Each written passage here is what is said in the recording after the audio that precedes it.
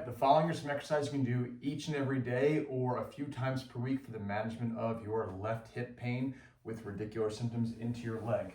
The first thing I'm gonna do is take a small foam roller and place it against the wall. What I'm gonna have you do is place it on the inside of your left knee, bend both knees, hinge over at the waist so you're pushing your butt back, chest down, and then slowly turn, looking down and kind of reaching towards the back side of your body.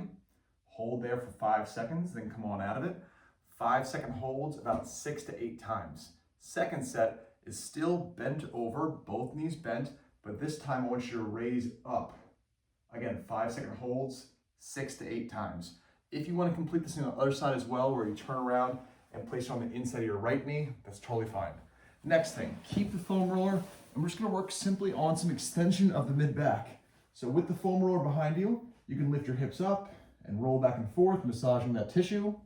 Then place your hips on the ground and then lift your chest up, kind of arching back, getting that nice deep stretch, and then come on out of it, okay? I would spend some time above chest level and right at chest level. If any area feels especially tight or it feels like it really needs to be worked out a little longer, absolutely go for it.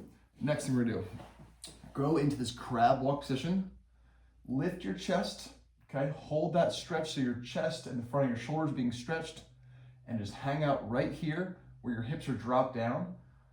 Nice and slow, 5-second holds, 5 times. All right?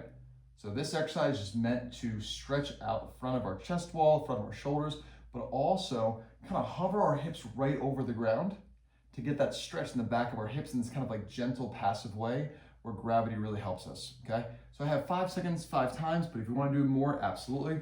And you might need to adjust your shoulder position, so you might feel a little better with your arms a little closer to you, or hands turned in, turned out. Whatever feels most comfortable to your shoulders, absolutely go for it. Okay, from there, we're gonna work on holding that same position, 5 seconds, 5 times we did.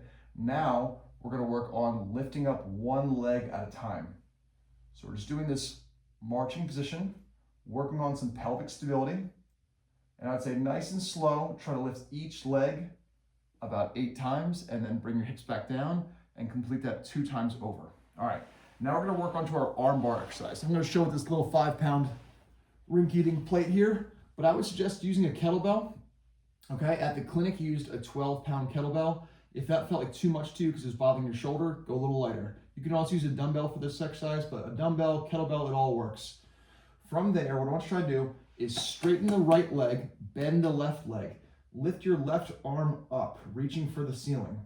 From there, we're gonna move our head, our chest, and our pelvis, all turning towards that right side. The left arm is gonna stay straight the entire time. So I'm kind of log rolling, a lazy Turkish getup, as you said in the clinic, towards my right side, and I'm finishing with my left hip in that internally rotated state. And again, for this exercise, if you want to do it on the other side as well, absolutely go for it. So nice and slow. I'll do 2 rounds of 8 repetitions on this exercise, trying to just rotate my head, chest, and that left hip over while I keep the left arm up the entire time. All right? Very good. All right, moving on. Side plank. So for our side plank, I'm gonna take my stair. You could also use a rolled up yoga mat or some yoga blocks. And what I have you do is lay on your right side. Left side is up. I'm gonna have my left knee bent and put some pressure through the inside of my left knee. From there, I'm just gonna lift straight up. So what I'm doing here is I'm using my right abductor muscle and my left inner thigh adductor muscle. All right? In the future, we can progress this by lifting up also your right leg. But for now, keep your right leg on the ground and just drive through the top left leg, inside the left leg, pushing through that stair or yoga mat or yoga blocks, whatever have you, and then back down. Try not to arch the back or twist the back, but try to really push through that hip. And then finally, we're gonna finish off with a wall-assisted squat and lunge. I'm gonna do this in front of my Smith machine here. Hands right around chest level, feet shoulder width apart.